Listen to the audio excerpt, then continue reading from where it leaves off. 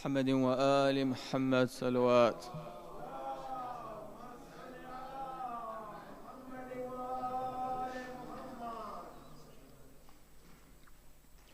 بسم الله الرحمن الرحيم. اللهم صل على محمد وآل محمد.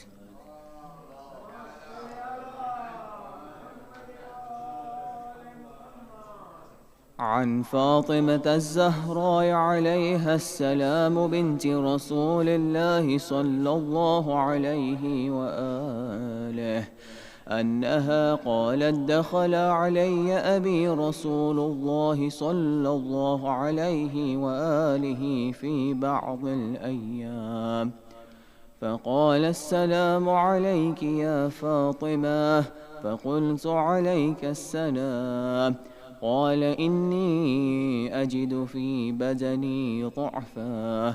فقلت له: أعيذك بالله يا أبتاه من الضعف. فقال: يا فاطمة ائتيني بالكساء اليمان فغطيني به. فأتيته بالكساء اليمان فغطيته به، وسرت أنظر إليه وإذا وجهه يتلألأ كأنه البدر في ليلة تمامه وكماله. فما كانت إلا ساعة وإذا بولدي الحسن عليه السلام قد أقبل وقال: السلام عليك يا أماه. فقلت: وعليك السلام يا قرة عيني وثمرة فؤادي. فقال: يا أماه إني أشم عندك رائحة طيبة كأنها رائحة جدي رسول الله صلى الله عليه وآله. فقلت: نعم، إن جدك تحت الكساء. فأقبل الحسن نحو الكساء وقال: السلام عليك يا جداه يا رسول الله، أتأذن لي أن أدخل معك تحت الكساء؟ فقال: وعليك السلام يا ولدي ويا صاحب حوضي، قد أذنت لك. فدخل معه تحت الكساء فما كانت إلا ساعة وإذا بولدي الحسين قد أقبل وقال: السلام عليك يا أماه. فقلت: وعليك السلام يا ولدي ويا قرة عيني وثمرة فؤادي. فقال لي: يا أماه إني أشم عندك رائحة طيبة كأنها رائحة جدي رسول الله صلى الله عليه وآله. فقلت: نعم، إن جدك وأخاك تحت الكساء. فجنى الحسين نحو الكساء وقال: السلام عليك يا جداه، السلام عليك يا من اختاره الله، أتأذن لي أن أكون معكما تحت الكساء؟ فقال: وعليك السلام يا ولدي ويا شافع أمتي، قد أذنت لك. فدخل معهما تحت الكساء فأقبل عند ذلك أبو الحسن علي بن أبي طالب وقال: السلام عليك يا بنت رسول الله. فقلت: وعليك السلام يا أبا الحسن ويا أمير المؤمنين. فقال: يا فاطمة إني أشم عندك رائحة طيبة كأنها رائحة أخي وابن عمي رسول الله صلى الله عليه وآله. فقلت نعم، ها هو مع ولديك تحت الكساء. فأقبل علي نحو الكساء وقال السلام عليك يا رسول الله، أتأذن لي أن أكون معكم تحت الكساء؟ قال له وعليك السلام يا أخي ويا وصي وخليفتي وصاحب نوائي، قد أذنت لك. فدخل علي تحت الكساء، ثم أتيت نحو الكساء وقلت السلام عليك يا أبتاه يا رسول الله، أتأذن لي أن أكون معكم تحت الكساء؟ قال وعليك السلام يا بنتي ويا بضعتي، قد أذنت لك. فدخلت تحت الكساء، فلما اكتملنا جميعا تحت الكساء أخذ أبي رسول الله بطرف الكساء وأومأ بيده اليمنى إلى السماء وقال اللهم إن هؤلاء أهل بيتي وخاصتي وحامتي، لحمهم لحمي ودمهم دمي، يؤلمني ما يؤلمهم ويحزنني ما يحزنهم.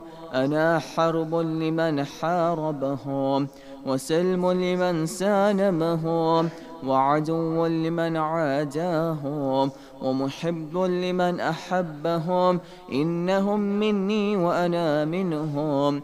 فاجعل صلواتك وبركاتك ورحمتك وغفرانك ورضوانك علي وعليهم، وأذهب عنهم الرجس وطهرهم تطهيرا.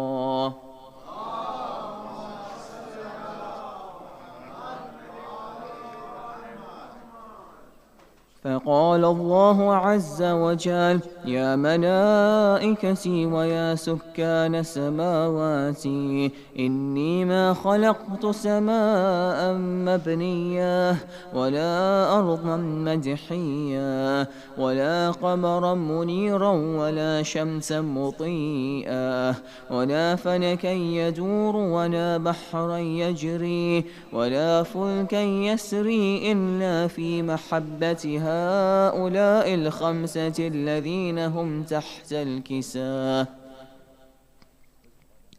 فقال الأمين جبرائيل يا ربي ومن تحت الكساء؟ فقال عز وجل هم أهل بيت النبوة ومعدن الرسالة، هم فاطمة وأبوها وبعلها وبنوها.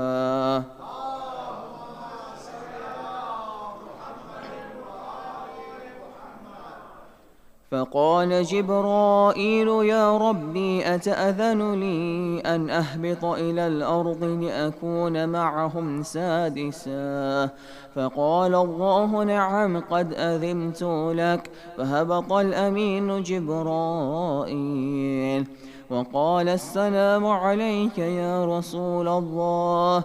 العلي الأعلى يقرئك السلام ويخصك بالتحية والإكرام ويقول لك وعزتي وجلالي إني ما خلقت سماء مبنية ولا أرضا مدحية ولا قمرا منيرا ولا شمسا مضيئة ولا فلكا يدور ولا بحرا يجري ولا فلكا يسري إلا لأجلكم ومحبتكم، وقد أذن لي أن أدخل معكم، فهل تأذن لي يا رسول الله؟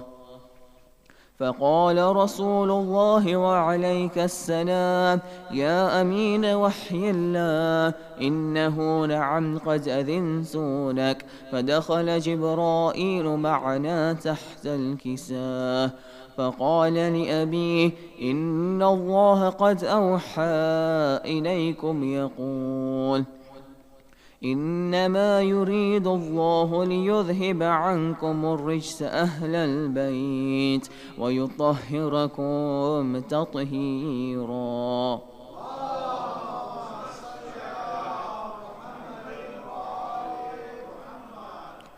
فقال علي لأبي: يا رسول الله، أخبرني ما لجلوسنا هذا تحت الكساء من الفضل عند الله.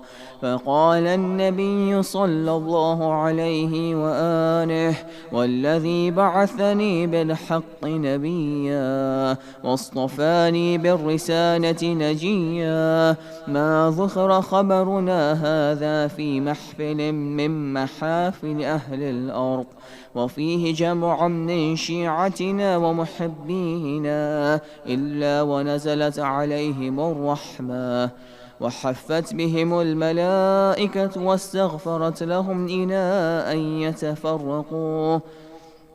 فقال علي عليه السلام: إذا والله فزنا وفاز شيعتنا ورب الكعبة. فقال أبي رسول الله صلى الله عليه وآله: يا علي، والذي بعثني من الحق نبيا واصطفاني بالرسالة نجيا، ما ذكر خبرنا هذا في محفل من محافل أهل الأرض، وفيه جمع من شيعتنا ومحبينا، وفيهم مهموم إلا وفرج الله همه، ولا مغموم إلا وكشف الله غمه، ولا طالب حاجة إلا وقضى الله حاجته. فقال علي عليه السلام: إذا والله فزنا وسعدنا، وكذلك شيعتنا فازوا وسعدوا في الدنيا والآخرة ورب الكعبة.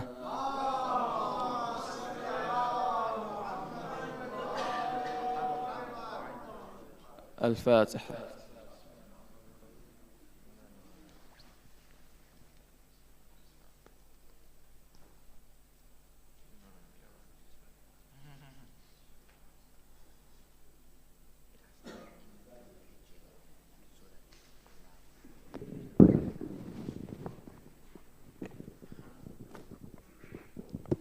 Mu'mineen, Assalamu alaikum wa rahmatullahi wa barakatuh. We send our congratulations to the Imam of our time on the Kushali of his great-grandfather, Aba Abdullah, Imam Husayn alayhi salam.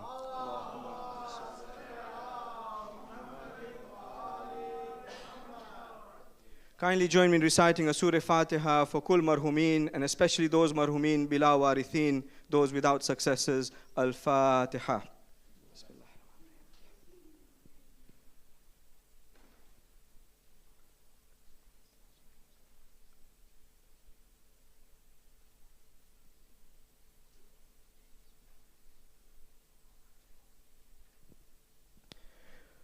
We will inshallah be holding a program to celebrate the Kushali of Hazrat Abbas alayhi salam tomorrow, Sunday the 2nd of February.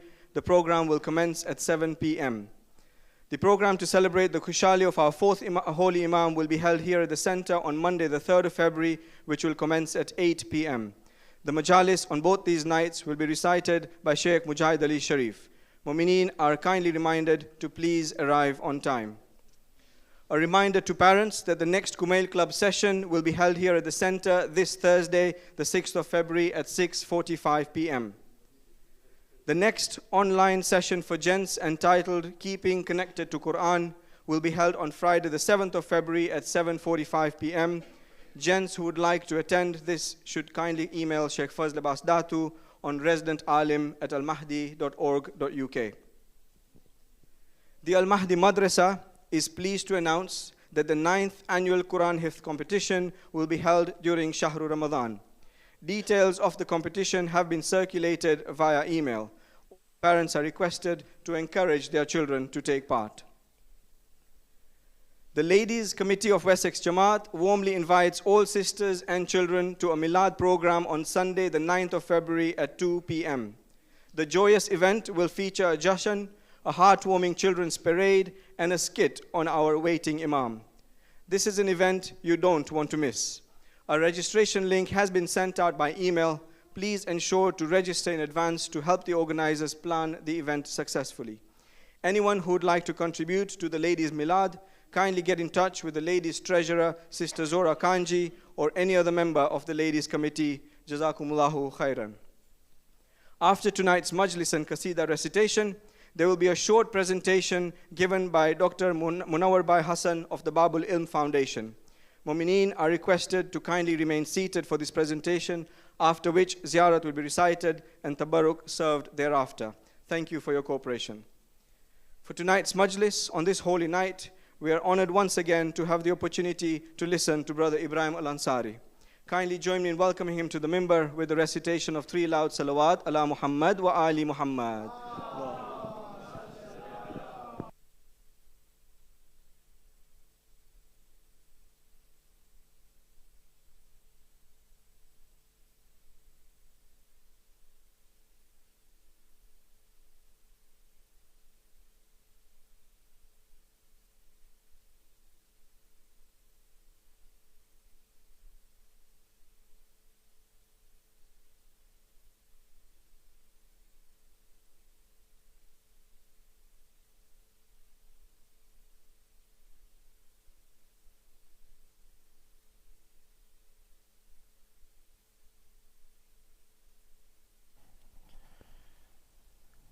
Assalamu alaikum wa rahmatullahi wa barakatuh. Inshallah, just before we start, if you allow me, there's a few lines of poetry I would like to recite that will bring, inshallah, the spirits up on this holy night, inshallah.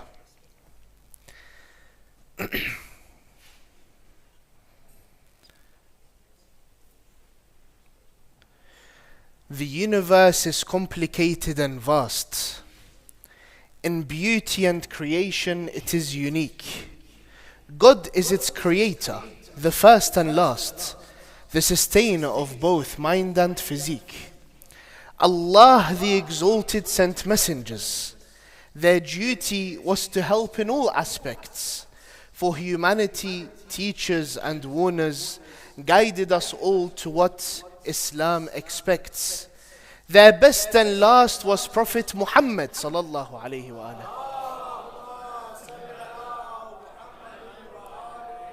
Their best and last was Prophet Muhammad. As the trustworthy, honest he was known. United people, civil and nomad. Then to his progeny passed on his crown.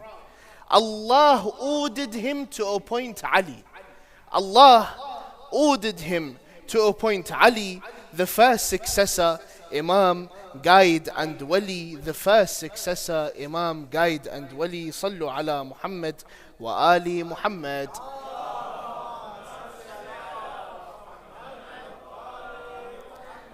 بسم الله الرحمن الرحيم الحمد لله رب العالمين وأفضل الصلاة وأتم التسليم على أشرف الأنبياء والمرسلين حبيب إله العالمين أبي القاسم المصطفى محمد وعلى آل بيته الطيبين الطاهرين.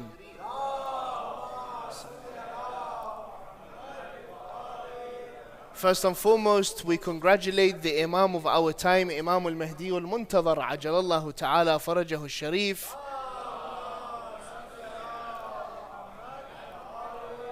Yourselves, your families, firstly, on a more general basis, the entrance of this beautiful month, the month of Sha'ban, and more specifically on the Wiladat of our beloved Imam, Imam Husayn alayhi afdalus salati was salam.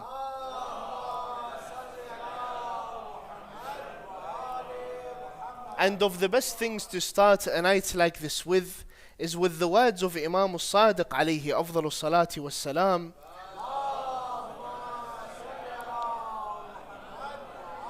In which he said, Rahimallah shi'atana khuliqu min fadili tinatina wa ujinu bima'i wilayatina. May Allah have mercy upon our Shia. They were made with the remainder of our clay, and they were made with the water of our wilayah. يفرحون لفرحنا, they become happy for our happiness. ويحزنون لحزننا, and they become sad for our sadness.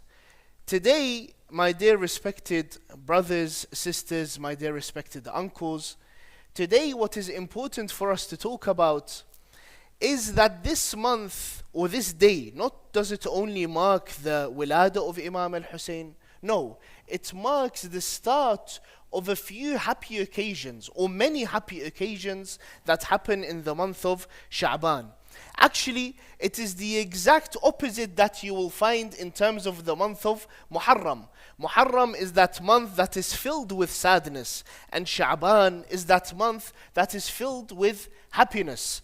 Muharram, I don't need to talk to you about, but you look at the month of Sha'ban and you see that it starts with the Wiladat of Imam Al-Husayn, followed by Abu al-Fadl al-Abbas, followed by Imam Zayn al-Abidin, followed by Muslim ibn Aqil, followed by Ali al-Akbar, and last but most definitely not least, followed by the Wiladat of our 12th Imam, Imam al-Mahdi al-Muntadhar, alayhim afdal as-salati was-salam.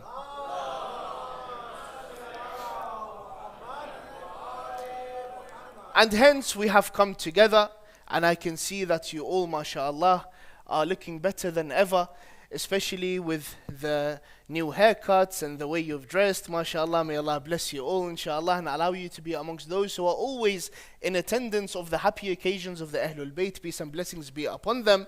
What is important for us to realize is that this is part of what identifies us as Shia. Part of what gives us this identity of being a Shia. And I thought it is actually important to look into this aspect itself, especially on a day like this. I mean, part of what identifies me as a Shi'i, and part of what brings us together. I mean, let's be honest, for a person who, for example, like myself, who was born in a different country, then moved to the UK and now lives in a different country and is from a total different background, and amongst you are sitting people from different backgrounds, what is it that brings us together? What is it that's allowing us to shake hands? What is it that is allowing us to hug and embrace each other? What is it that is allowing us to kiss each other on the cheek? What is that thing? It's the identity that we share. It is that core identity that we have together, which is the idea of being what? Shia. This is what brings us all together.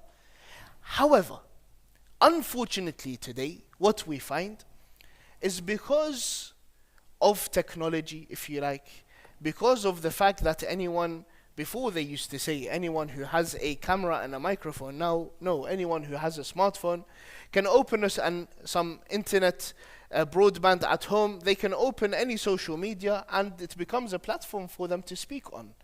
And hence you will find many different individuals that have come forward and try to dissect this term Shia. Some said this is a term that came at the time of Shaykh al-Mufid. There is no such thing that came during the time of our beloved Prophet. Tashayyu' is something new, something that we don't understand, something that we're far from. It is that which causes sectarianism. It is that which was not present during the life of the Prophet. And these are important things for us to question and look at. That is number one. The second issue that we find is that you find many narrations that talk about the Shia. But what do they actually mean? Who are they referring to? Are they referring to us? Because last thing I checked was the Shias themselves separate into multiple sects, correct? So who are those who are meant by the Shia? These are important questions that we must ask ourselves. What is it, or who do the Imams mean every time they talk about the Shia? We started this beautiful narration by Imam Sadiq alayhi afdal as-salati was-salam,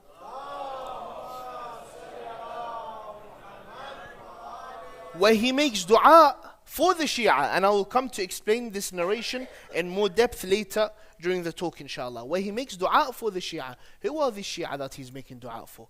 And what does he mean when he says they become happy for our happiness and they become sad for our sadness? All in all, I saw this to be an extremely important topic, something that, because it's a core part of our identity, it is that which brings us together in the name of Imam al-Husayn in Muharram, and has brought us together today in the name of Imam al-Husayn in the month of Sha'ban. What does this word even mean? And am I truly a part of it or not? And this is something for us to reflect on at the end of tonight's talk, inshallah. So, Firstly, we will look at the term Shia and what is its linguistic meaning. The second, we will look at its use and when was this word introduced. And lastly, we will assess this narration of Imam As-Sadiq and see what are the qualities that a Shia should truly hold that makes them amongst those who are mentioned within this narration, inshaAllah. And we shall do that with your permission and with the blessings of 3 loud salawat ala Muhammadin wa ali Muhammad.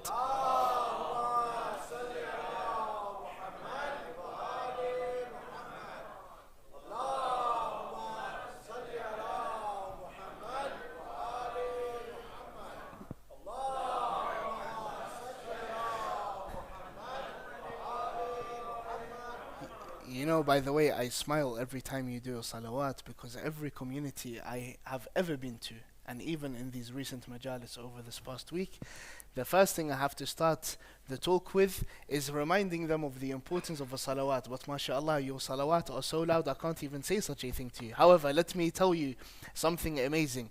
I know sometimes fada'il are mentioned on these days and it's important for us to think of these things for it to lift our spirits, inshallah. Let me tell you, and I want you to all be happy today, for the heaviest deed on the day of judgment is a salat ala Muhammad wa ali Muhammad.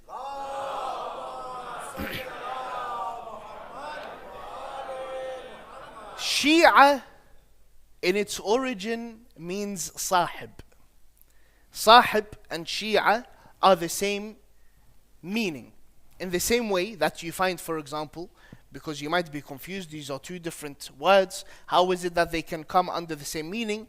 In the same way that salah and dua come in the same meaning. Salah consists of different letters to that of dua, but in reality they all come back to the same meaning. Its original meaning is dua, not salah. Its original meaning is dua. Likewise here, Shia and sahib is the same thing. Its original meaning is sahib. Sahib, what does it mean? Sahib means a companion. So when a person is called a Shia of someone, it means that they are a companion of a certain individual. This is what it means. It is important for us to look at linguistic meanings for us to understand what we are talking about, and then move on to istilahi meanings to see the application of such words and how were they used in different contexts.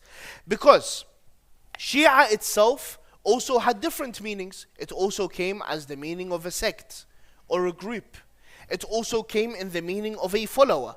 But it is normal for a single word to have multiple meanings in terms of its application. Its original meaning is one. Its application becomes many. Even the original meaning, there is no harm in having multiple meanings. For example, you look at the Arabic word ba'ath. You know, you've all heard of mab'ath, you've heard of ba'ath, you've heard of the idea of having ba'ath. What are these different things? Look, depending on the context. Once I say ba'ath, and I am talking about the day of judgment, and suddenly I am talking about when the soul is raised on to for hisab. This is ba'ath. Once I talk about ba'ath in the context of prophethood, and what am I talking about now? I'm talking about the start of the mission of our beloved Prophet Muhammad sallallahu alayhi wa alihi wa sallam.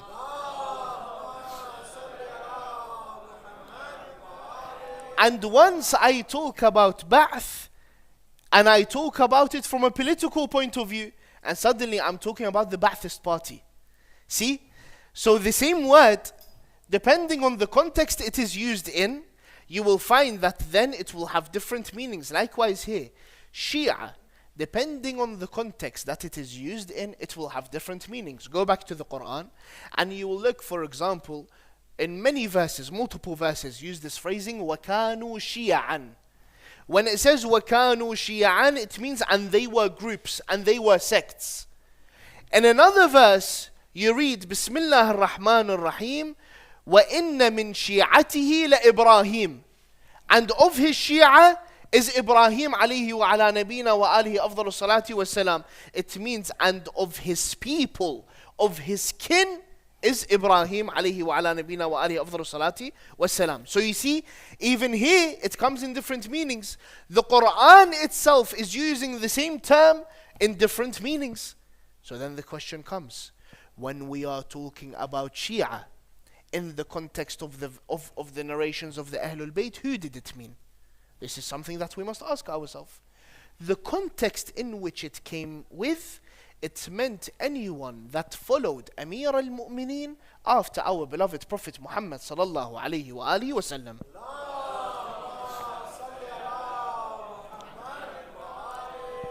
So anyone that followed Amir al-Mu'mineen after the Prophet was called a what?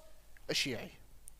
This is the context in which we are talking about. When you talk about Shia in today's world, you mean anyone who followed Amir al-Mu'mineen after the Prophet. However, we must realize that Amir al-Mu'mineen was not just followed by a certain group of people. No, those same groups of people then separated into different groups. Hence, sometimes when you talk from an academic point of view, or sometimes when you are in a comparative study, sometimes you have to do what? You have to specify. You have Shi'i Zaydi, you have Shi'i Ismaili, you have Shi'i Ithna Ashari. These are different types of Shi'as that you have. So sometimes you have to specify which one you are talking about. Some words have the general meaning, and it is what makes the mind go to a specific one. Sometimes you have to sometimes you have to specify. Usually, when we keep it general, we mean the Shi'i Ithna Ashari. The narrations that we talk about, I'll let you wait on that in just a bit. I will narrate to you a narration that happened during the time of Imam al-Jawad, and you will see how it was used. However, when did this word start? Is it true that during the time of the Prophet there was no such thing? And is it true that this only came by later scholars? These are things that we have to know. Unfortunately, today I have seen many people come forward to me and they're confused in regards to this word, especially because of the confusions that are caused on social media and in some scholarly articles. The first person to use Shia in this context that we are talking about is our beloved Prophet Muhammad sallallahu alayhi wa alihi wa sallam.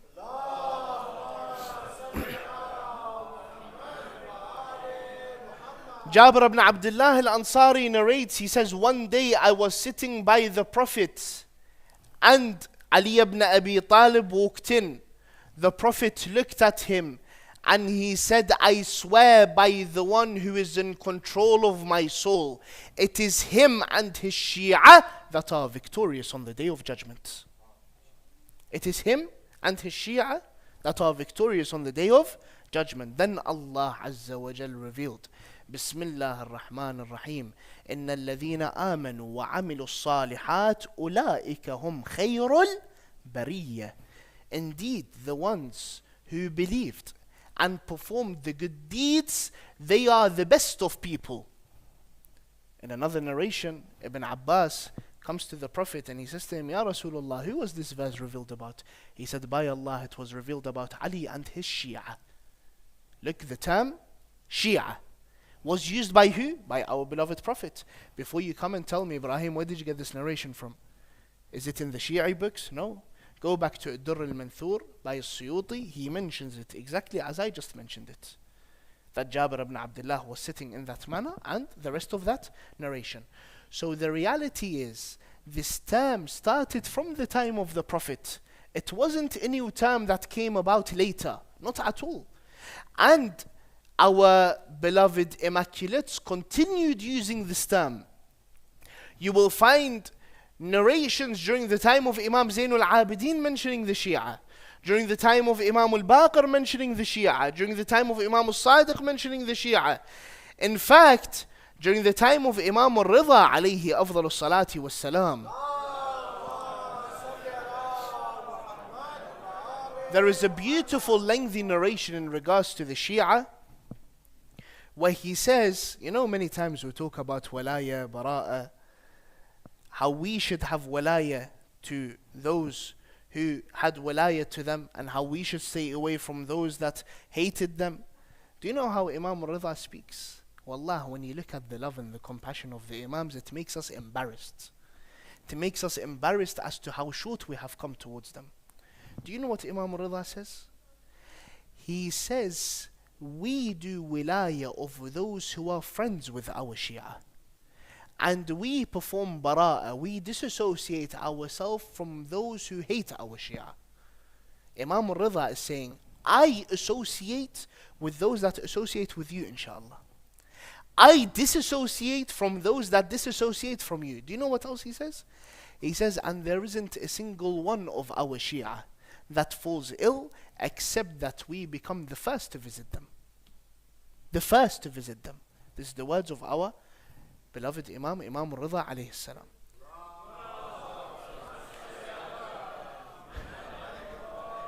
Now, to prove to you that the term Shia in the narrations is usually referred to in the sense of the Ithna Ashari Shia, is one simple narration that is simple in its meaning, simple in its words, deep in its meaning. Imam al-Jawad, when he was born, Imam Rida said something very important. He said, there isn't a single birth that is of more blessing upon our Shia than the birth of my son. Not a single birth that is of more blessing upon our Shia than the birth of my son. There is many meanings behind that, but just the one that we want from it. Look at the different sects of the Shias. The maximum that they reached is Imam al-Kadhim, and they were known as al-Waqifiyya. They are the ones that stopped at Imam al-Kadhim. The rest, between the Zaydis who followed Zayd, the son of Imam Zayn al-Abidin, and between the Ismailis who followed Ismail, the son of Imam al-Sadiq, and between the Fatahiyya who followed Abdullah al-Aftah after Imam al-Sadiq, but then all of them became Ithna Ashari after Abdullah passed away a year after the martyrdom of our beloved Imam. Meaning, by the time you get to the time of Imam al-Jawad, those who followed Imam al-Rida, who were they? Only the ones that continued in the Imamah of the 12 Imams. Whereas all the rest, the maximum they reached was that they stopped by the Imamah of Imam al-Kadhim. Meaning, when he says there isn't a birth that is of more blessing upon our Shia, who does he mean? He means the Shia Ithna Ashari. It is clear from this verse. Which is why, by the way, from this narration, which is why, by the way, you will find that Imam al-Rida, because he reached an old age, those who became of the Waqifis use this as proof that he does not have a son, and hence we are the ones that are correct in staying with the Imamah of Imam al-Kadhim, and he will reappear. Then he had a son at an older age, and he narrated this narration. So it is clear from this narration then what it means. Anyway, so we have all of these narrations, and this is why I urged and I mentioned the linguistic meaning and the contextual meaning of these words. Look, when you focus on these types of meanings in the Arabic language, look at how much more you can extract from these ahadith. Look at how much more you can take from the meanings of the words of our beloved Immaculates. Now, the narration we started with, a beautiful narration. Imam al-Sadiq starts with a dua. Do you know what kind of dua this is? Do you know what it means when Imam al-Sadiq, an immaculate Imam, puts up his hands in dua and he says, may Allah have mercy upon a certain individual? Can we just try to understand the meanings of such a thing? Can we just try to understand the blessings of such a thing? The Imam raising his hand and saying, may Allah have mercy upon our Shia. May we be of the Shia, inshallah. May Allah have mercy upon our Shia. The Imam is praying for you, inshallah. What a prayer. 1400 years ago, the Imam raised his hand in dua for each and every single one of you, inshallah. What does he say? What is it? What quality do these Shia have? May we be counted amongst them. What quality do they have? I want you I know we mentioned this narration at the start briefly. I'm going to say it slowly. I want you to just think about this. Look at the words of the Imam. He says, خُلِقُوا مِنْ فَاضِلِ طِينَتِنَا. They were created from the remainder of our clay. Do you know what that means? Imagine Allah the Exalted created 14 Immaculates.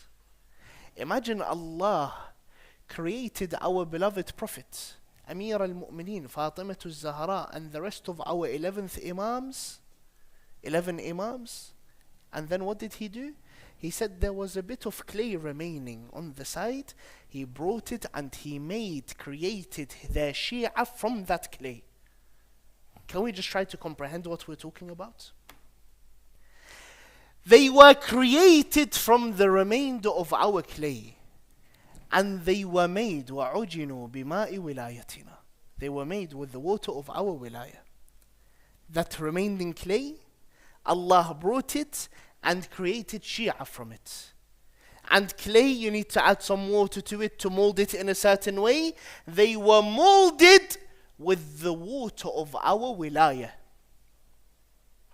I just want you to just think about this. That if we are of the Shia, have we even tried to grasp such a thing and understand such a thing and keep it within ourselves?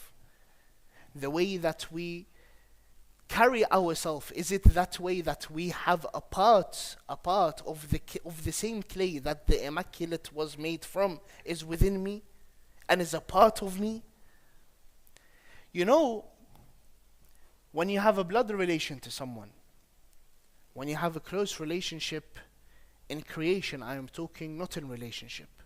For example, to your father, to your mother, to your brother, to your sister, to your uncle, to your aunt. Isn't it that this blood relation then causes a person to automatically become closer to another individual? Isn't this blood relation then that which causes a person to become happy when they see that other person in a state of happiness, and upset and sad when they see another person in that state of sadness? What is the cause of that? This blood relation that we have, correct? Now, with the Immaculates, we don't have a blood relation, but we have that relation that we were made with the remainder of their clay. And hence the Imam continues. He says these individuals have a quality.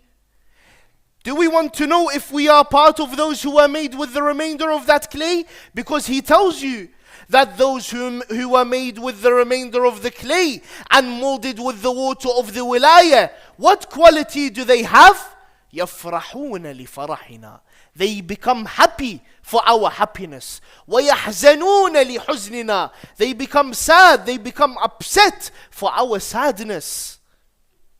This is a quality that should be a direct result of that. Meaning, if I want to assess myself and see, am I a part of the Shia that are mentioned in these narrations?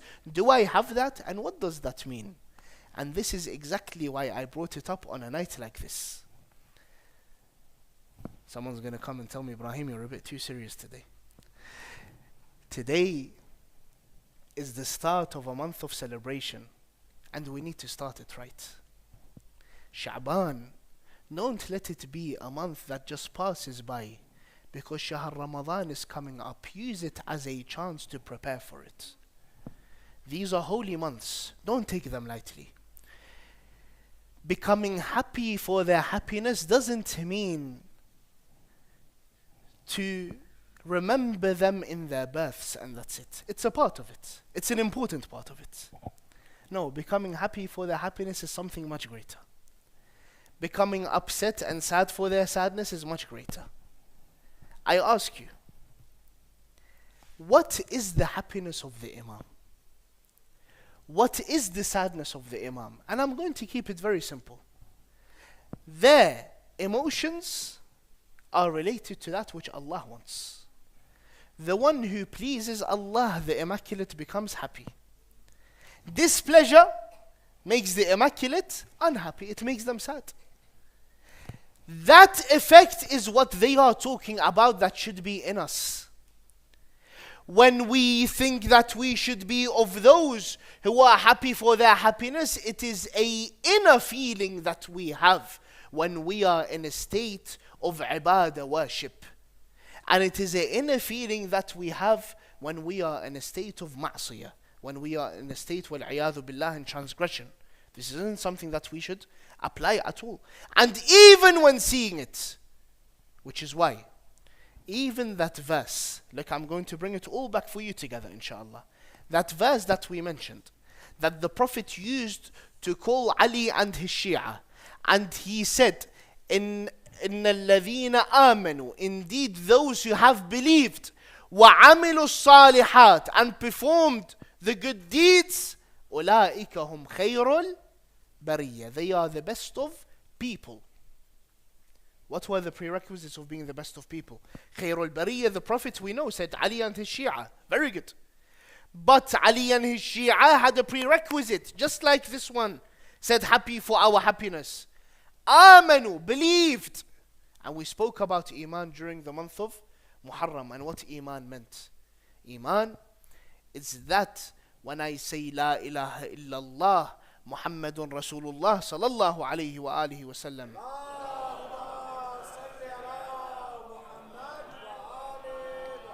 it isn't just words that come on my tongue. It is that which I believe in my heart, and it is that which my actions reflect. Isn't this a summary of what we discussed in the month of Muharram? Tasdeeq inside the heart, something I believe within the heart, truly. And my actions should reflect it. That is Iman. وَعَمِلُوا الصَّالِحَاتِ, and performed good deeds. They are of the best people. They are Ali and his Shia. So if you want to change the wording, it is those that truly believed in their hearts and uttered it with their tongues and reflected it in their actions by doing good deeds. They are the best of people, and I mean Ali and his Shia. That's what the verse then means. And if you look at the Quran and try to bring some verses together, sometimes you get a very nice understanding of something even greater. What does Allah Azza wa Jal call the best of nations? Why were we the best of nations? كنتم خير أمة أخرجت للناس. You are the best of nations, taken out to the people. What quality do we have? تأمرون بالمعروف وتنهون عن. You enjoin good and you forbid from evil. Isn't this the same exact thing? Isn't this the happiness and sadness? Now, before you come and tell me, performing these, enjoining good, forbidding evil, comes with jurisprudential prerequisites, comes with conditions, correct. Of its conditions is that I know, for example, the person I am about to enjoin, the person I'm about to forbid, is a person who is consistent in that action. I need to be of those who know what the good is and what the evil is. I need to know that they are, or they have a chance that they might listen to me. I need to make sure that there will be no harm that will come to me, my family, or my wealth. This is all part of the conditions, correct? However, at the same time, that is the condition for taking action on forbidding evil and enjoining good. Whereas the first stage of enjoining good and forbidding evil is in the heart, and that there is no excuse in. Meaning, if I see an evil, I need to look at my heart. How does it feel towards that evil? Because that is my measure. Imam Sadiq alayhi afdalu salati was salam.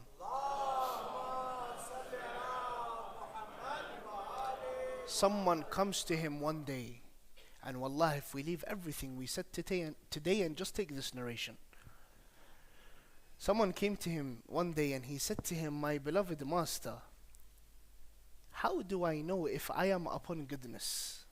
Isn't this something we always ask ourselves? Something we should always ask ourselves? Am I truly upon goodness? Is Allah pleased with me? Isn't this a question that always comes up? He asked the Imam, says, give me a measure. Give me something I can use so that I know. He said to him, look at your heart.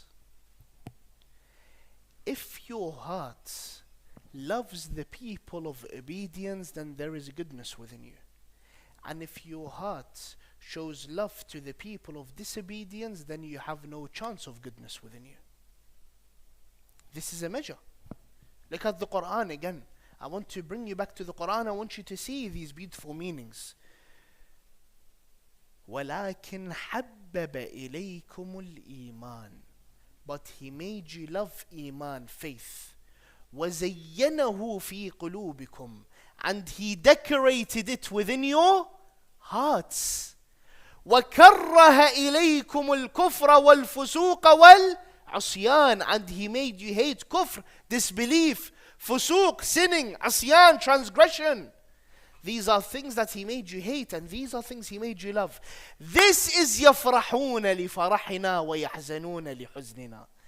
Because happiness and sadness is an internal feeling that you have within the heart. It is not a smile or a frown. True happiness is when your heart lights up. And true sadness is when you feel that distress within your heart. This is the idea of يَفْرَحُونَ لِفَرَحِنَا وَيَحْزَنُونَ لِحُزْنِنَا. Do we love belief? Do we love good deeds? Do we love the doers of the good? Or where does our heart lie? This is a measure that I need to apply to myself, me, Ibrahim. I need to put my head on the pillow and ask myself, where am I in all of this? Because I would love to be of the Shia. I would love to be of the Shia. But am I? But this is the measures that the Quran is giving me when I add it to the narrations of the Ahlul Bayt, peace and blessings be upon them all. And these are things I must reflect on. Sha'ban is a month of happiness. Sha'ban is a month of celebration. But do you know what Amir al-Mu'mineen says about Eid? He says every day that Allah is not disobeyed in is a day of Eid. Every day that Allah is not disobeyed in is a day of Eid. Not just the Wiladat of Imam Husayn, not just the Wiladat of Imam Zayn al-Abidin, not just Eid al-Fitr, not just Eid al-Adha, not Eid al-Ghadir, not al-Mab'ath, not any of that. Any day that Allah is not disobeyed in is a day of Eid. Let me reflect. And it is not too late. If I have come today and realized, do you know what? I want to be of those that the Imam says they were bathed with the remainder of the clay and molded with the water of the wilayah. But I have an issue with my happiness and sadness because sometimes I become happy in disobedience or I become sad in obedience. Maybe. It's not too late. The month of forgiveness is coming up, and this is why I said Sha'ban is a month to prepare. The month of forgiveness is coming up. The month of Ramadan like no other. The nights of Qadr are coming up. Do you know what Allah Azza wa Jal says? Look at how He talks to us. Look at how He talks to His slaves who have lost all hope. He says, قُلْ يَا عِبَادِيَ الَّذِينَ أَسْرَفُوا عَلَىٰ أَنفُسِهِمْ لَا تَقْنَطُوا مِنْ رَحْمَةِ اللَّهِ. Say, O my slaves. Look at the way Allah is talking to us. He says, my slaves. He's talking about sinners. What is He calling them? My slaves, you're mine. I want to keep you. I want to embrace you. He didn't say, O slaves, or say, O sinners, or say, no. He could have also said, say, O slaves of Allah, and talked in the third person. Allah is talking in the first person. He's saying, my slaves, you're mine. You have sinned, you've transgressed, you've gone a bit too far, you're mine. Say, O my slaves. And then He uses the word of israf. He didn't say, O my slave who sinned. He didn't say, O my slave who transgressed. He said, O my slave who's gone a bit too far. Just a bit too far. لا تقنطوا من رحمة الله. Do not despair from the mercy of Allah. Never despair. This in itself gives me a full meaning of the verse. That Allah is forgiving. Yet Allah said, this is not enough, I'm going to give you more. Do not despair from the mercy of Allah. لا تقنطوا من رحمة الله. إن الله يغفر الذنوب. Allah forgives sins. Now I know that He can forgive any sin, right? No. Allah said, I'm going to give you more. إن الله يغفر الذنوب جميعا. All of them. Whatever you might think of. Then He addresses us with two characteristics of His of mercy. إن الله يغفر الذنوب جميعا إنه هو الغفور الرحيم. He is the one that forgives, and He is the one who is merciful. So it is important for me to reflect, because I say this and wallah it is scary. Wallah it is scary, and I'm not here to scare you. I'm here to remind myself firstly, inshallah. But these are important terms we need to understand. You know, one day a group of people come to the house of Imam Zainul Abidin, and as they are at his door, the Imam kept them waiting. One of his close companions came to him. He said to him, "My master, these are your Shia outside. How is it that you've kept them waiting? Because Shia have a status. How is it that you kept them waiting outside?" He said, "Who told you they are of my Shia?" He said, "They said so." "They said we're Shia." I said, "Who told you?" "They said so." He said, "No, by Allah, they are not of my Shia." I said, "Why?" He said, "Because I cannot see the signs of worship on their faces." Let me reflect upon my state. Let me reflect upon my identity. To what extent do I withhold this identity of Tashayyu'? Because, yes, there is a status for the Shia. We just read Hadith al-Kisa, another proof that it was you during the time of the Prophet this time. We just read Hadith al-Kisa, and look at how it talks about Shia. It says that this khabar, this news, this narration is not mentioned when there is a group of our Shia and of our lovers. Maybe we be of the Shia and the lovers. And there is a group of the Shia and the lovers, except that there is a person who is in distress, that Allah removes that from them. Then, وَلَا طَالِبُ حَاجَةٍ إِلَّا وَقَضَى اللَّهُ حَاجَةً. And not a single individual that has a need, except that Allah answers their needs. Imagine what kind of status a Shi'i has. That a Shi'i would just lift up their hand in dua after, for example, reciting Hadith al-Kisa in a gathering like this where they have gathered to remember the Ahlul Bayt, and this is how their du'as will be answered. So I come and repeat. May Allah have mercy upon our Shia. I think now that we've taken all of this, let's read this narration of Imam al-Sadiq once again, and you will see it in a different light, inshaAllah. May Allah have mercy upon our Shia. They were made with the remainder of our clay, and they were molded with the water of our wilayah. They become happy for our happiness, and they become sad for our sadness. May we be of those that become happy for the happiness of the Ahlul Bayt. May we be of those that become sad for their sadness, inshaAllah. May we be of those that Allah Azza wa Jal allows us to live their life. Oh Allah, allow us to live the life of Muhammad and Al Muhammad. Oh Allah, allow us to die the death of Muhammad and Al Muhammad. Oh Allah, allow us to be at the forefront of those that commemorate their martyrdoms and those that celebrate their happy occasions. Birahmatika ya arhamar rahimin. Oh Allah, hasten in the reappearance of Sahib al-Zaman and allow us to be amongst his supporters. Oh Allah, bless those who have attended and accept their deeds with the best of your acceptance. For your marhumin, for the marhumin of the organizers, for the marhumin of Shi'at Amir al-Mu'mineen, we remember them all with a Surah Fatiha, before which we recite a very loud salawat ala Muhammadin wa ali Muhammad.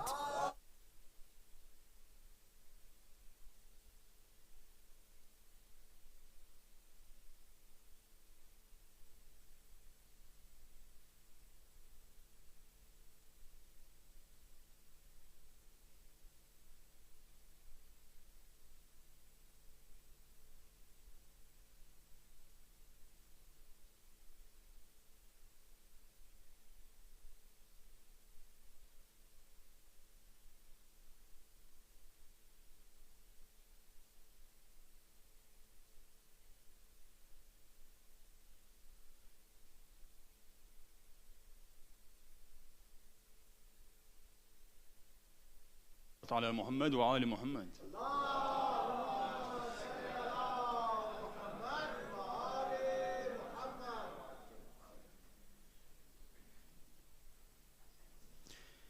वो नूर जिसको शहे मशरक़ैन कहते हैं, वो وہ نور جس کو شہ مشرقین کہتے ہیں، اسی کو نور خدا نورین کہتے ہیں۔ بکھر گیا جو وہی نور کائنات بنا، سمٹ گیا جو اسی کو حسین کہتے ہیں، سمٹ گیا جو اسی کو حسین کہتے ہیں۔ صلوات علی محمد و آل محمد۔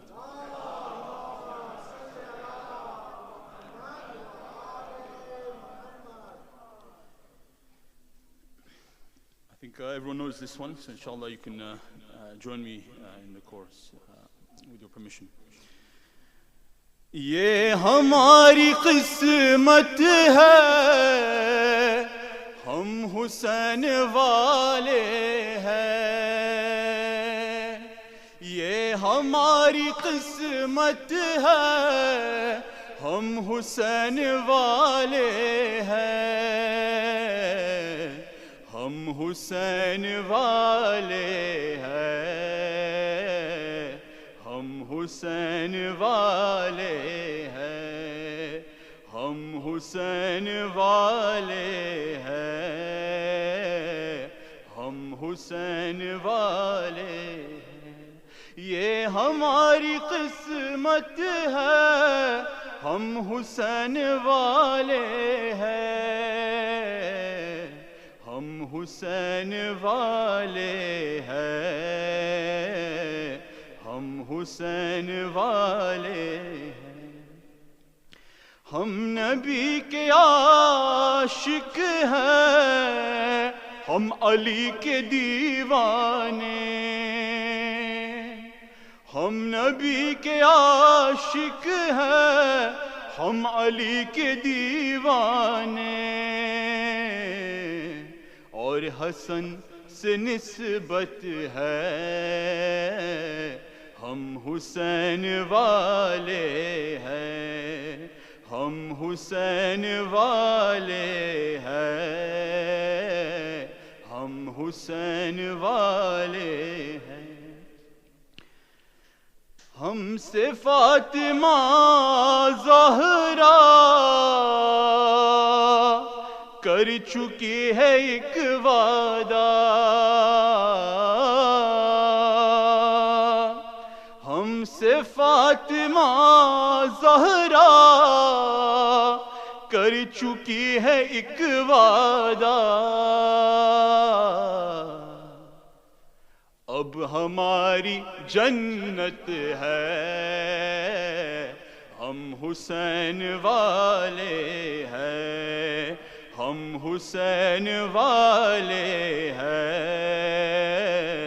ہم حسین والے ہیں۔ یا علی کی مدحت ہے، یا حسین کا ماتم، یا علی کی مدحت ہے، یا حسین کا ماتم، ہر نفس عبادت ہے، ہم حسین والے ہیں، ہم حسین والے ہیں،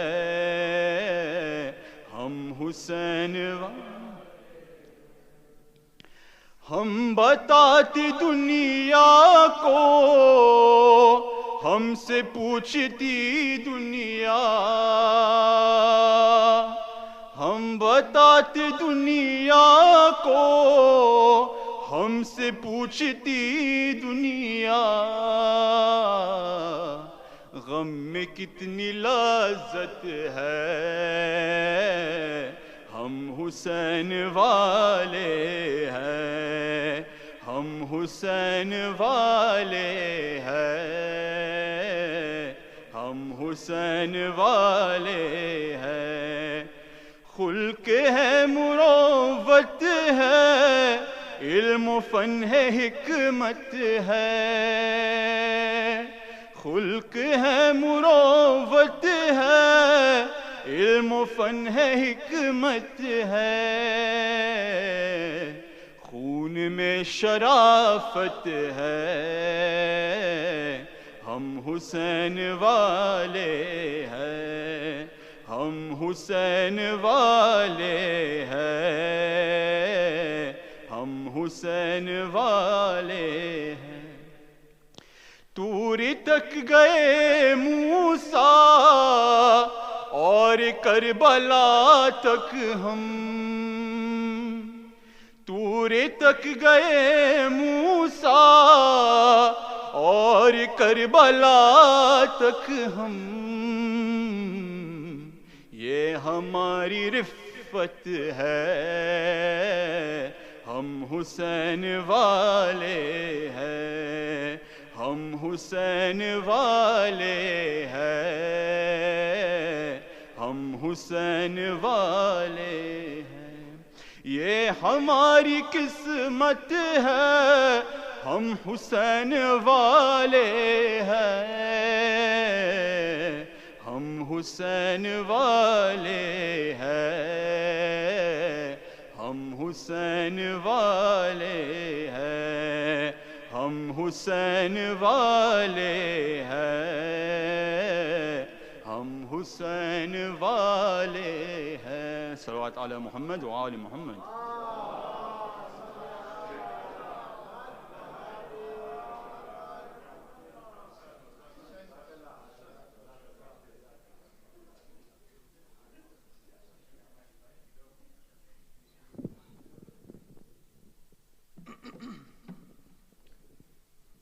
بر محمد و آل محمد صلوات.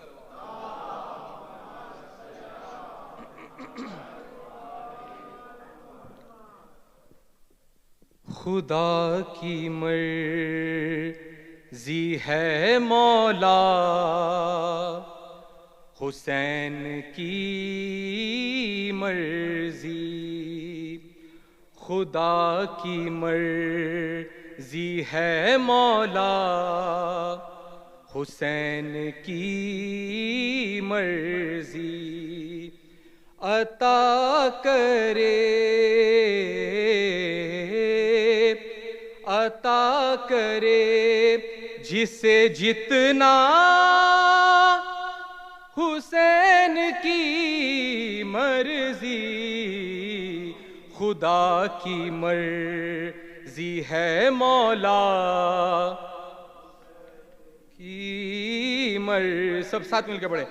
خدا کی مرضی ہے مولا، مرضی. بس ایک فاطمہ زہرا ہے جو سمجھتی ہے. بس ایک فاطمہ زہرا ہے جو سمجھتی ہے. بس ایک فاطمہ زہرا ہے جو سمجھتی ہے. حسین، حسین سے بھی زیادہ حسین کی مرضی. خدا کی مرضی ہے مولا کی مرضی. خدا کی مرضی ہے مولا. حسین کی مرضی. نبی یہ کہتے تھے راہب نصیب میں تیرے. ارے نبی یہ کہتے تھے راہب نصیب میں تیرے کمی کرے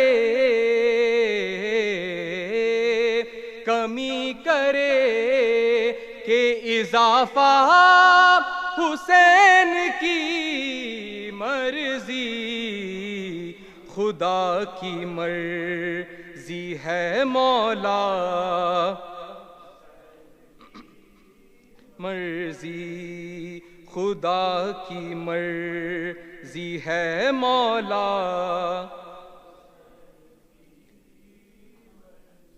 ہے آج تیسری شعبان حسین آتے ہیں ہے آج تیسری شعبان حسین آتے ہیں چلے گی آج سے ہر جا حسین کی مرضی خدا کی مرضی ہے مولا حسین مرضی خدا کی مرضی ہے مولا قضا سے ہاتھ چھڑا کر وہ ہو گیا زندہ قضا سے ہاتھ چھڑا کر وہ ہو گیا زندہ حبیب جان ارے حبیب جان گیا تھا حسین کی مرضی خدا کی مرضی ہے مولا سب مل کے بڑے خدا کی مرضی ہے مولا طویل سجدہ پیمبر نے اس لیے بھی کیا ارے طویل سجدہ پیمبر نے اس لیے بھی کیا سمجھ لیتا کہ صحابہ حسین کی مرضی خدا کی مرضی ہے مولا مرضی خدا کی مرضی ہے مولا آخری مصرع ذرا ساتھ دیجیے گا خدا کی مرضی ہے مولا حسین کی مرضی یہ کربلا ہے کوئی حج نہیں کہ سب آئیں یہ کربلا ہے کوئی حج نہیں کہ سب آئیں ارے یہ کربلا ہے کوئی حج نہیں کہ سب آئیں یہاں پہ چلتی ہے مولا حسین کی مرضی خدا کی مرضی ہے مولا مرضی خدا کی مرضی ہے مولا مرضی کربلا تیرے دو بادشاہ سب مل کے پڑھے کربلا تیرے دو بادشاہ کربلا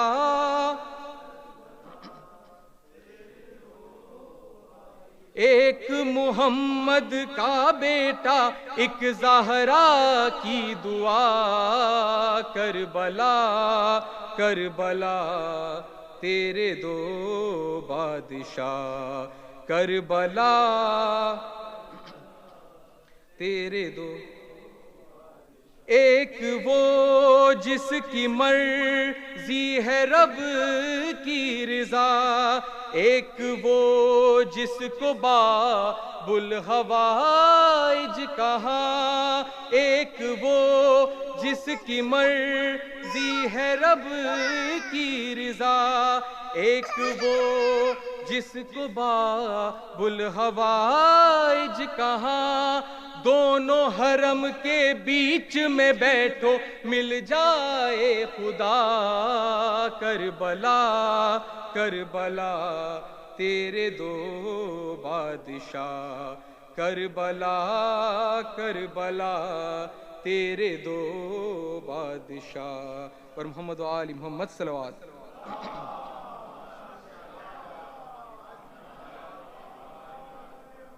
ایک مصرع پیش کرنا چاہتا ہوں ہمیشہ کی طرح بھانجی صاحب کی فرمائش ہے آپ کی اجازت ہو تو وقت مجھے پتا ہے میں نے زیادہ لے لیا ہے صرف ایک ہی مصرع ایک یا دو مصرے دیکھیں گے پر محمد و آل محمد صلوات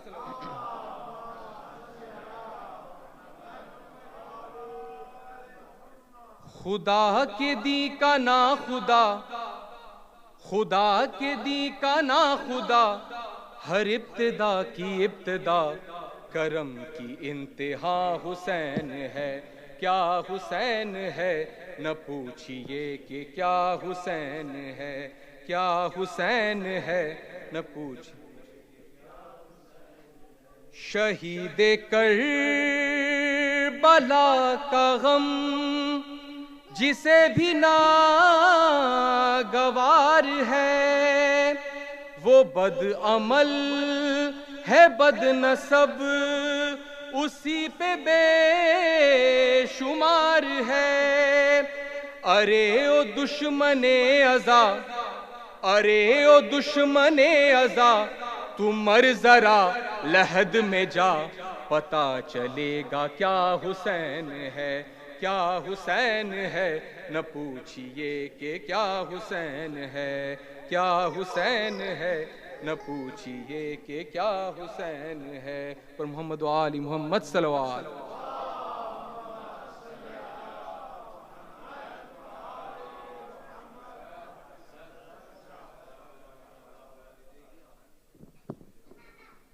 Mu'mineen, Assalamu alaikum wa rahmatullahi wa barakatuh.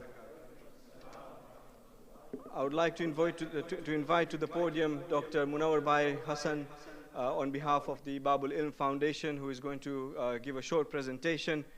Some of you may know him, and the little introduction I've had, obviously I'm sure he will introduce himself, but he's the younger brother of Muhammad Bhai Nur Muhammad, previously of Wessex, past chairman of Wessex Jamaat. Let's invite him to the podium with a loud salawat ala Muhammad wa ali Muhammad. Allahumma salli ala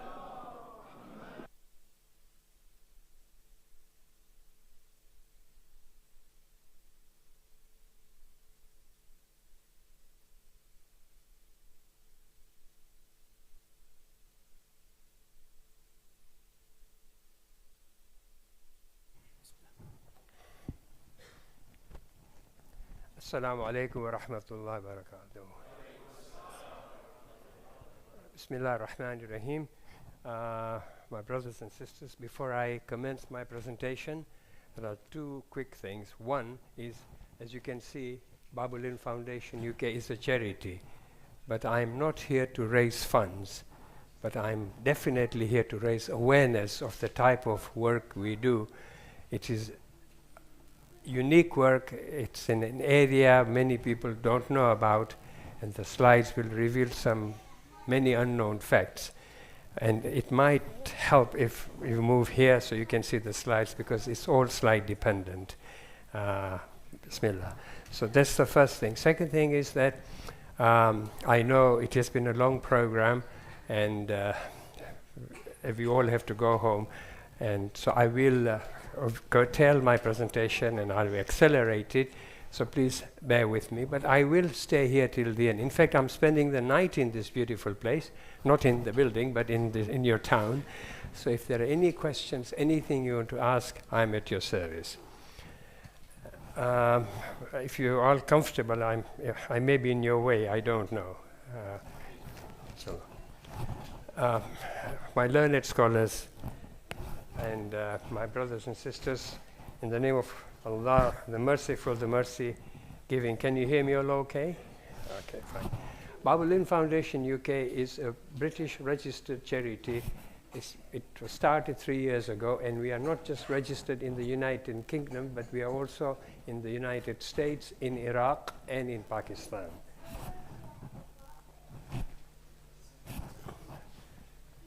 Four questions get asked to us: who, what, where, and why. Well, we are the two founders. We are both pensioners. I'm 75, and my colleague Muhammad Akbar Ali 73, and we started this charity 3 years ago because there was a need. We are helping in an area where these are completely forgotten people. Nobody, no charity, nobody else goes there, so we are there.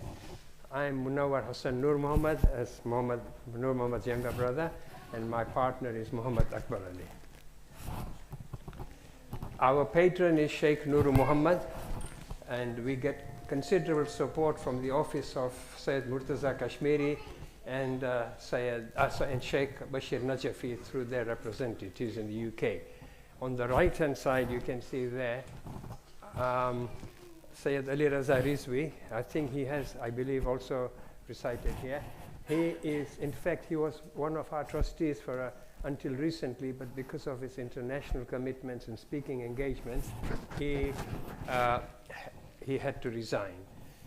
Maulana Abid Bilgrami, again, who doesn't know him? In fact, he is one of our ambassadors, works very closely with us and launched our housing program for us.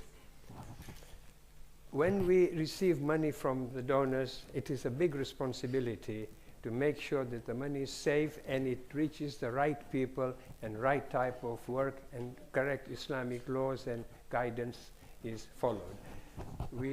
I'm pleased to say we passed the scrutiny of Council of European Jamaat, and now we are on the safe list of charities as recognized by them. So, our first project was in Najaf.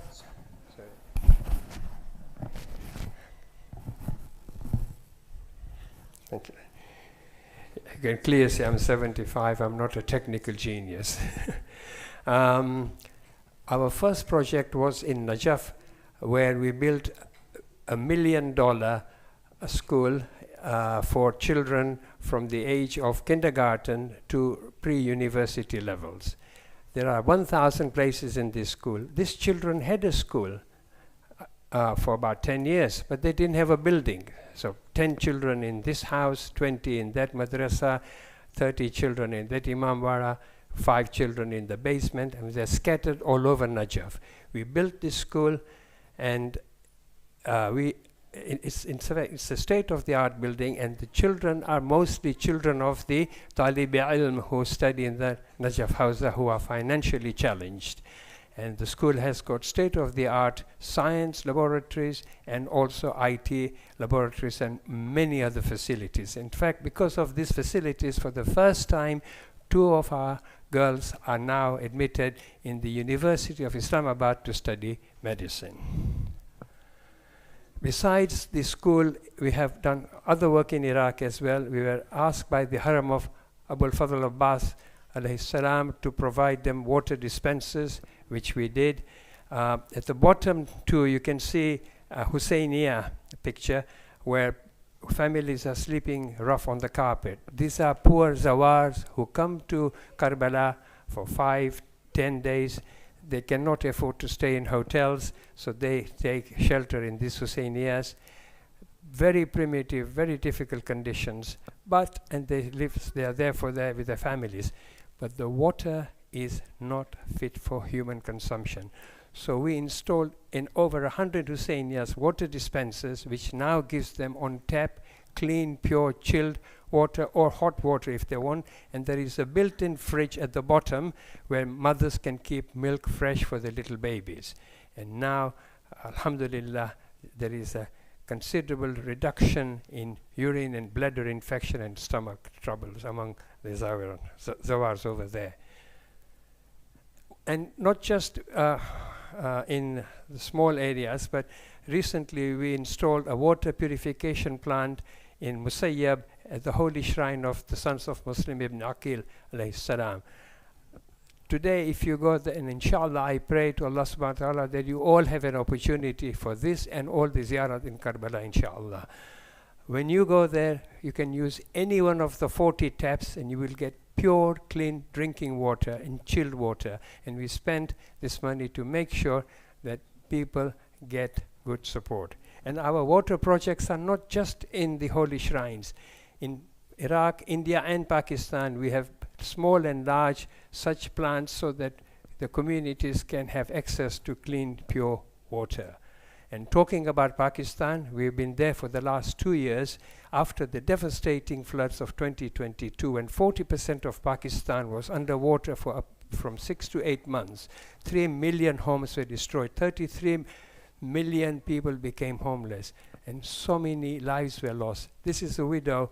Her husband drowned trying to save the cattle, which was their livelihood. So we are supporting her and her 4 children. We built her a house and many other facilities. And out of all of Pakistan, Sindh region was the worst affected, and it has got the largest population of Shia, Ithna Ashari, and Sadat. When we got there, we saw people living in tents, people living in just makeshift homes, and so many families living under trees. And even today, there are so many families still living under trees. Well, for £750, we can build them a beautiful house, beautiful by their standard, which you can see, and a whole family, homeless family, can be rehoused there. And that's what we do over there. And so far, we have built 3,700 homes over there. Water is again a precious commodity. We have built 1,200 water pump wells, each one costing £55. We bore the hole right the way between 50 to 60 feet down, get clean water out, and make sure that 1 or 2 of these pumps can suffice the whole village comfortably. And these are very remote villages. Nobody wants to go and help there. We have built, it says 42 mosques, but that's not a correct figure. It stands now at 49. We have built 49 mosques, beautiful mosques, and each mosque costs only £5,500, and it's a complete ready-to-use mosque. And whether it's a mosque, whether it's a water pump or house, people ask us, how can you keep the cost so low and so reasonable? Well, the answer is, we do not subcontract anybody. We do not employ outside. We have trained our own team of builders. We do all the purchasing ourselves. We do all the transportation. So absolute cost is kept down. The cost is to the minimum, and this is what it costs us, and this is what we charge. Besides that, we distribute food parcels, rice, grain, blankets, warm clothing, footwear, wheelchairs, mosquito nets. These people have nothing. Everything they had was just swept away. They may have a little small suitcase with some things they may have salvaged here and there. Besides that, they have nothing. Some of them did not even have clothes, proper clothes to wear. And they are in a desperate situation. And I keep reminding people, these are Shia Ithna Ashari brothers and sisters. And again, so many of them are Sadat. When you go to these remote villages, and they are very difficult to get to, there is no infrastructure, there are no roads, there's nothing, no electricity, no running water, absolutely nothing. When you go there and you meet our brothers, do you know, they don't know how to, they're our Shia brothers, they don't know how to do wuzu, they don't know how to do namaz, they don't know anything about all the different types of ghusls. We teach them diniyat, we have done 300 education sessions with them. Our alim spend a whole day, a whole week, or a whole month if necessary, teaching children, men and women, all the principles of Islam. 1700 Ahlul Bayt awareness majlises, Majlis Husayn.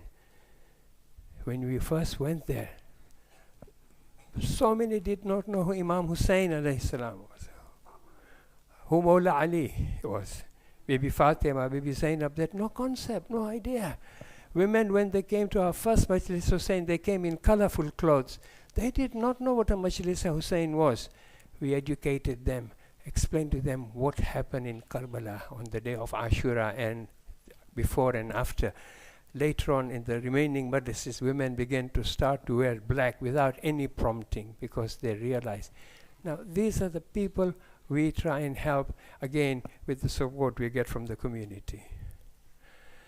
In Maha Ramzan, we've spent 2 Maha Ramzans there so far, and we have served 68,000 full meal iftars to them. Maha Ramzan or no Maha Ramzan, sometimes this is the only meal per day they get. Inshallah, this Maha Ramzan will be our 3rd one. We want to reach the 100,000 figure of serving iftars. And we give a very good iftar, and alhamdulillah, they go home very satisfied. So many people are strong, able, but there are no opportunities there. So what we do, we train them, and we start their own businesses for them in different things, whatever it is. And it costs £100 to set up a business, and we monitor it, we guide them, we support them right the way through. There are occasional odd failures, but overall, out of every 10, 6 continue and do well. I started with the school, so I'll finish with the school. We cannot build a big structure like the one we built in Najaf over here for 500 or 1,000 children. These are the children who at the moment have no school. They don't even know what happens in the school, the concept, the discipline, the responsibility, but they love education, they want to learn. They're learning under trees, in the open air, because they don't have a school building. So we build a school for them. One teacher's school costs only £1,500, like this one on the right you see, and 2 teachers' schools is £2,750 of the one below that. And children get the discipline, the love for education, and when they're ready, we then move them to an ordinary primary or a secondary school. But these are mixed ages school at the moment. And how do we do all this? People tell people, who tell people, who tell people. I go and talk, we all go and speak to people. Word spreads, people give us khums, people give us sadaqah money, Imam Zamin, Radd Madhab, and general donations. And we use it to help these people. In Sindh, where we operate, tonight, every night, 76,000 children sleep hungry. 76,000 children will have no food tonight, right? But that is the life. We can only help so many on the support and fund we get. As I said, I'm not here to raise awareness, but please tell people about us. Please look at this information, which you will get at the end. It has a number. Join our WhatsApp group. We will update you of all the news. You forward it to your friends in America, Canada, in London, in Europe, anywhere you have, so that people know about us. And we can help more and more people. We are 2 pensioners. This is the best we can do. We need all of you to help us. Yes, some young people, strong young people, fundraise for us. They do a cycle race. 4 boys climbed the 3 mountains in the UK. There are many other ways. Ladies in Birmingham Jamaat did a coffee morning for us. Children are washing cars, digging gardens, £10, £5. Uncle, will this help? Of course it will help. I mean, my brother spoke highly of your community, and I've been visiting this community when he was living here on many occasions when he was in South Sea. And I know this is a vibrant, positive thinking community, and I have come to you for help. I don't want money, I want help. Please, please, if you can. And that's all I have to say, ladies and gentlemen. I thank you for your time, but first of all, and I must thank the President and the committee and the AV team for making this possible. I'm sorry if I've exceeded my time, but I thank you all. Bar Muhammadin wa ali Muhammad salawat.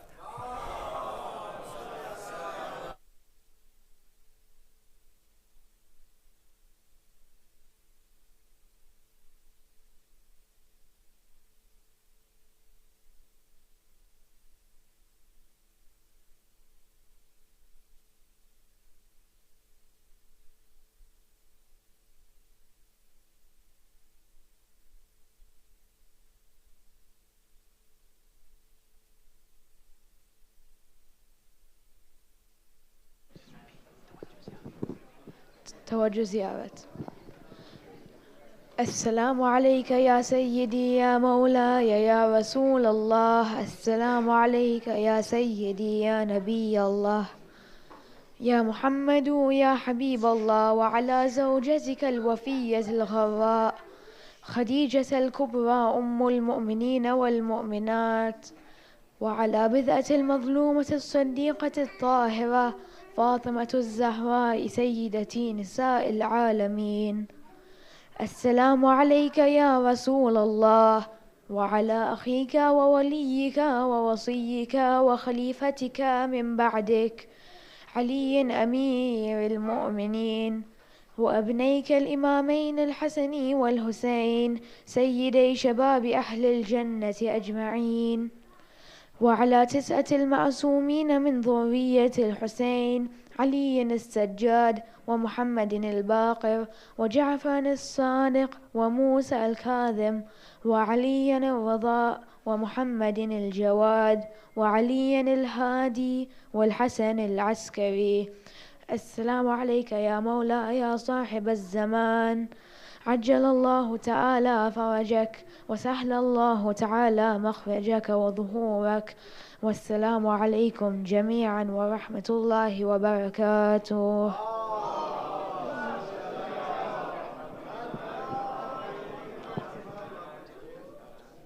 بسم الله الرحمن الرحيم.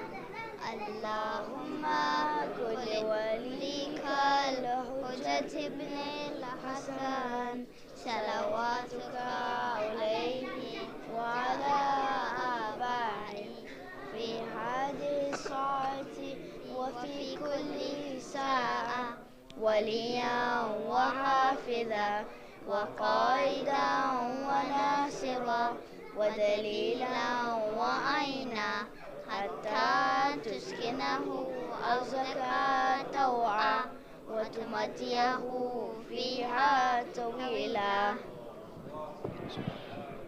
Mu'mineen Tabarruk will be served after Musafiha. Khushali Mubarak to you all. Ahsant.